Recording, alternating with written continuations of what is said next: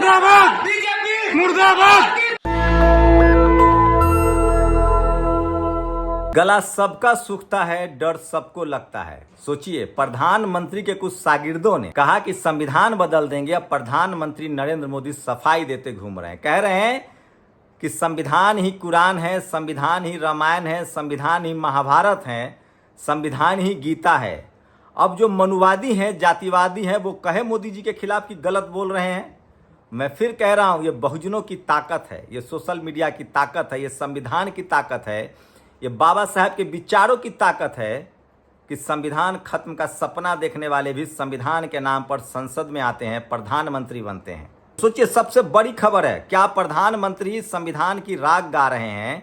क्या 10 साल में उन्होंने संविधान बचाने के लिए क्या किया? क्या संविधान की धज्जियां नहीं उड़ाई जा रही है? क्या लक्ष्मण यादव की नौकरी नहीं गई? क्या रितु धरने पर नहीं बैठी हैं? क्या रतन लाल को जेल नहीं डाला गया? क्या रोहित वेमुला की संस्थानिक हत्या नहीं हुई? और क्या इस देश के दलित, पिछड़े, आदिवासी, किसान, अल्पसंख्यक आज भी संवैधानिक तरीके से उनका अधिकार मिल रहा है? ये सबसे बड़ा सवाल प्रधानमंत्री जी से पूछा जाना चाहिए, और मैं इसीलिए कह रहा हूं। दूसरी सबसे बड़ी खबर है, चुनाव आयोग को लेकर लोगों का एक सर्वे आया। कितने % लोग मानते हैं कि चुनाव आयोग ईमानदार है? इस पर ही बात करूंगा। तीसरी बड़ी खबर है वीवीपैट को लेकर। सुप्रीम कोर्ट में वीवीपैट को लेकर 16 तारीख को बड़ी सुनवाई है। एक याचिका गई है जिसमें कहा गया है कि वीवीपैट की गिनती होगी। तो ये तमाम बड़ी खबरें हैं जो सोशल मीडिया पर वायरल है, और 2024 में 400 पार का नारा देने वाले प्रधानमंत्री मोदी के सांसदों का कहां कहां विरोध हो रहा है। तो वो तमाम बड़ी खबरें जो टीवी अखबार आपको नहीं दिखाता है, मैं एक साथ लगाऊंगा और बताऊंगा। और ये वो खबरें हैं जो आपके लिए बहुत ज़रूरी है, जो सोशल मीडिया आपको दिखाता है। इसलिए मैं कहता हूँ सोशल मीडिया ही सच्चा मीडिया है, सोशल मीडिया ही बहुजन मीडिया। तो सोचिए, प्रधानमंत्री नरेंद्र मोदी कल तक कह रहे थे मांस मछली खाते हैं लोग, तेजस्वी यादव, राहुल गांधी, लालू यादव। आज वो कह रहे हैं संविधान गीता है, कुरान है, बाइबल है, रामायण है, महाभारत है। अब वो लोग क्या बोलेंगे जो कल तक संविधान से ही नफरत करते हैं? इनके कहने के लिए कुछ है, करने के लिए कुछ। इनका दिखाने का दांत अलग है, खाने का दांत अलग है। इनके बगल में कोई और है और हाथ में छुरी है। मैं फिर कह रहा हूं, ये लोग संविधान विरोधी हैं, और ये 10 साल में साबित हुआ। इनके सांसद खैर टिकट काट दिया हेगड़े का, कह रहे थे संविधान बदल देंगे। मिर्धा कह रहे हैं संविधान बदल देंगे। बिहार में कह रहा था संविधान बदल देंगे। तो सोचिए, ये स्थिति है। लेकिन प्रधानमंत्री मोदी अब बैकफुट पर हैं और संविधान तो नहीं बदल देंगे। बीएसपी सुप्रीमो मायावती और आकाश आनंद ने साफ साफ कहा है कि बीजेपी एक जातिवादी पार्टी है। अखिलेश यादव ने चुनाव प्रचार शुरू कर दिया है। तेजस्वी यादव लगातार मोर्चा खोले हुए हैं, और ये वीडियो सुनिए। मुर्दाबाद बीजेपी मुर्दाबाद। सहारनपुर में बीजेपी के किस तरह से कार्यकर्ता को जनता ने भगा दिया। ये कोई टीवी अखबार नहीं दिखाएगा तो कोई 400 पार नहीं है, इनकी हालत खराब है। चंद्रशेखर रावण पर बड़ी खबर है। चंद्रशेखर आजाद जो हैं तो नगीना से चुनाव लड़ रहे हैं। स्वामी प्रसाद मौर्य ने उनका समर्थन किया। एक रैली में देखिए किस तरह का सहारनपुर में जन सैलाब उमड़ रहा है। तो चंद्रशेखर रावण को भी बड़ा समर्थन चंद्रशेखर आजाद को मिल रहा है। बहुजन बहुत एकजुट हो रहे हैं। यूपी में 80 सीटें जो बहुजन जहां जीत रहा है, लोग उसको वोट कर रहे हैं। असली खेल तमिलनाडु से। स्टालिन ने कहा था, सोचिए, स्टालिन ने कहा था कि हम ओबीसी का 50% रिजर्वेशन बढ़ाएंगे आगे, और SC ST OBC को और संवैधानिक अधिकार देंगे। तो दक्षिण भारत में बीजेपी का सफाया हो रहा है, और ये जन सैलाब देखिए। सोचिए, राहुल गांधी के स्टालिन की रैली में किस तरह का जन सैलाब उमड़ा है। ये सबसे बड़ी खबर है जो आपको कोई टीवी अखबार नहीं दिखाएगा। टीवी को दक्षिण में मोदी जीरो और राहुल गांधी हीरो है। सोचिए, स्टालिन के दम पर तमिलनाडु जो है इस बार ऐतिहासिक बदलाव करने जा रहा है, और तमिलनाडु में एक भी सीट नहीं आ रही है। तमिलनाडु, कर्नाटक में बीजेपी की हालत खराब है। सहारनपुर में राजपूत समाज ने किस तरह से बीजेपी नेताओं का विरोध किया, ये भी सबसे बड़ी खबर है जो कोई टीवी अखबार नहीं दिखाएगा। और सोचिए, तो ये सबसे बड़ी खबर है। और लगातार सोचिए किस तरह से, एक और बड़ी खबर बताऊंगा, बीजेपी के नेता किस तरह से बेईमानी कर रहे हैं। तेजस्वी यादव मछली खाते हैं, राहुल गांधी मटन खाते हैं, पंडित नेहरू सिगरेट पीते थे, निर्मला प्याज नहीं खाती और भक्त गोबर खाते हैं।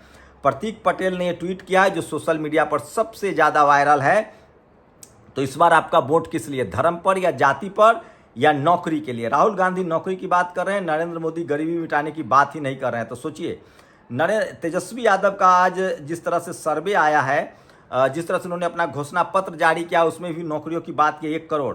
और CSDS का सर्वे है, CSDS के सर्वे के अनुसार 51% लोगों को लगता था भरोसा करते थे अब 28%। CSDS के सर्वे के अनुसार चुनाव आयोग पर लोगों का विश्वास कम हुआ। 2019 में 51% लोगों को भरोसा था, अब 28% लोग रह गए हैं। तो सोचिए पूरा बहुजन समाज जो है वो चुनाव आयोग पर सवाल उठा रहा है। 28% मतलब 70% से ज़्यादा 72% लोग भरोसा नहीं करते हैं। और मनुवादी कहाँ कहाँ नहीं, ये तीनों क्रिकेटर हैं, सूर्य कुमार यादव, कुलदीप यादव और ये देखिए 150 की रफ्तार में मयंक यादव, 156-57 की रफ्तार में गेंद फेंकने वाले यादव जी का बेटा is the new Sharma ji का बेटा। इस तरह के जातिवादी सूचक शब्द अंबानी के इस चैनल ने, जी सिनेमा ने ट्वीट किया था, बाद में उसको हटाना पड़ा। तो ये जातिवादी जहां भी रहेंगे गंद फैलाएंगे और इस जातिवाद के खिलाफ हम लोग आवाज उठाते रहेंगे। अब कोई जुमला नहीं देश में चलेगा। सोचिए तेजस्वी यादव ने बड़ा नारा दिया है कि हम 1 करोड़ लोगों को नौकरी देंगे, 500 रुपया में सिलेंडर देंगे। तो ये सबसे बड़ी खबर है जो कोई टीवी अखबार नहीं दिखाएगा। एक टीवी अखबार की भी खबर दिखाऊंगा। और सोचिए नरेंद्र मोदी का ट्वीट सोशल मीडिया पर वायरल हो रहा है। उन्होंने कहा था कि लोग मांसाहारी भोजन पसंद करते हैं, लेकिन पिंक रिवॉल्यूशन और निर्यात की नीतियों की वजह से भारत में लोगों को महंगे दाम पर मीट मिलता है। ये नरेंद्र मोदी का कहना है कि पहले मीट का निर्यात होता था इसलिए महंगे दाम पर लोग मिल रहा है, लोग पसंद करते हैं। अब कह रहे हैं कि मटन खाने वालों, मछली खाने वालों से सावधान रहिए। 2014 में मटन 280 रुपये किलो था, 2024 में 800 रुपये मटन है। जमकर निर्यात हो रहा है मांस का। मोदी जी की सरकार में पिंक रिवॉल्यूशन चल रहा है। और 16 तारीख का इंतजार करो, सब पता चल जाएगा 400 पार होगा या नहीं। 2024 में सोचिए 2023 में एसोसिएशन फॉर डेमोक्रेटिक रिफॉर्म्स ने 100% ईवीएम वोटों की वीवीपैट की गिनती को लेकर मांग की थी। 16 तारीख को इसकी सुनवाई है। और ये सबसे बड़ी खबर है जो कोई टीवी अखबार आपको नहीं दिखाएगा। इसलिए मैं कह रहा हूँ सोशल मीडिया ही सच्चा मीडिया है, सोशल मीडिया ही बहुजन मीडिया है। ये तस्वीरें देखिए बिहार में एनडीए की क्या हालत है, वैशाली को छोड़कर। बिहार में एनडीए में सोचिए किस तरह से 2-4 लोग भी नहीं जुट रहे और किस तरह से नीतीश जी को बीजेपी ने दूसरे दर्जे का नेता बना दिया है। और यह एबीपी न्यूज का एक गोदी एंकर पुणे में भेजा गया था। एक भी आदमी जब उसके समर्थन में नहीं बोला तो दोबारा वो वापस भाग गया। तो सोचिए मनु मीडिया के अलावा बीजेपी के साथ पब्लिक नहीं है। सोच समझकर वोट देना। चुनाव के बाद लग सकता है महंगाई का झटका, बढ़ने वाला है फोन चलाने का खर्चा। तो सोचिए जानबूझकर सोशल मीडिया को महंगा करने की साजिश हो रही है ताकि आप सोशल मीडिया पर वीडियो ना देखें। सोशल मीडिया तो इस बार चुनाव बहुत मजेदार है। मोदी जी 400 पार छोड़ दीजिए। चुनाव में और गौमूत्र में खतरनाक बैक्टीरिया होते हैं, इंसानों के लिए ठीक नहीं। बहुजन समाज को इससे दूर रहना चाहिए। ये एबीपी ने अपनी खबर छापी है, देखते हैं उस पर केस होता है कि नहीं। तो ये तमाम बड़ी खबरें हैं जो सोशल मीडिया पर वायरल है। और कुशीनगर में, यूपी के कुशीनगर में बीजेपी के नेता भागते नजर आए, जनता उनको दौड़ा रही थी। ये तमाम खबरें हैं जो कोई टीवी अखबार आपको नहीं दिखाएगा। और आरजेडी ने घोषणा पत्र जारी कर दिया है, 500 रुपये में सिलेंडर देंगे और लोकसभा 1 करोड़ नौकरी का तेजस्वी यादव ने वादा किया है। तो ये बड़ी खबर है जो सोशल मीडिया पर वायरल है तेजस्वी यादव को। तो सोचिए, और आकाश आनंद का सोशल मीडिया पर वायरल हो रहा है वीडियो। तो मायावती जी और आकाश आनंद लगातार बीजेपी पर हमला बोल रहे हैं। यूपी में खेल बदल गया है।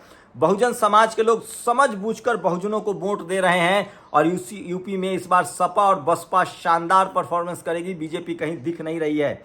एक और बड़ी खबर है, सोचिए याद है लोकसभा स्पीकर जिनको कैमरा सब दिखाता रहता है, बोल रहे हैं विपक्षी सांसद कैमरा, वही साहब लोकसभा स्पीकर, उनकी बेटी जो बिना परीक्षा वाली आईएएस बनी थी।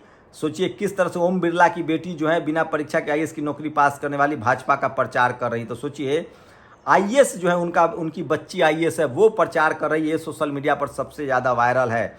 और केंद्र ने कोयम्बटूर का प्रोजेक्ट गुजरात में शिफ्ट कराया, कंपनी को दड़ा धमकाकर निवेश रोका। यह बीजेपी हमारे लिए नकली प्यार है। स्टालिन ने बड़ा हमला किया है बीजेपी पर। और सोचिए कि स्टालिन जो है बहुजन समाज के नायाब हीरो हैं। और तमिलनाडु में पेरियार का मॉडल है, मैं वैशाली में वही लागू करूंगा। फुले पेरियार अम्बेडकर के मॉडल पर चुनाव लड़ने जा रहा हूं। और अब बहुजन समाज के लोग अपने संवैधानिक अधिकार और महापुरुषों के नाम पर वोट करेंगे। और यूट्यूब लगातार ईवीएम से जुड़ी खबरों पर उनको डिमोनेटाइज कर रहा है। हमें तो बंद करने का नोटिस दे चुका है। CSDS के सर्वे में 45% लोगों ने माना ईवीएम में गड़बड़ी हो सकती है। और 70% से ज़्यादा लोगों ने कहा है कि चुनाव महंगाई सबसे बड़ा मुद्दा है। लेकिन इस पर कोई आपको खबर नहीं दिखाएगा। तेजस्वी यादव, आकाश आनंद, राहुल गांधी, ये सब बेरोजगारी दूर खत्म करने की बात कर रहे हैं।